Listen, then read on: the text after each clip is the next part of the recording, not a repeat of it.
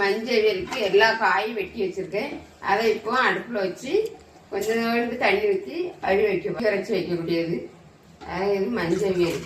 அந்த வேலுக்குள்ள காய் என்ன காயெல்லாம் போடுதோமோ அதே போல் இந்த வேலுக்கும் எல்லா காயும் தண்ணி வைக்கணும்.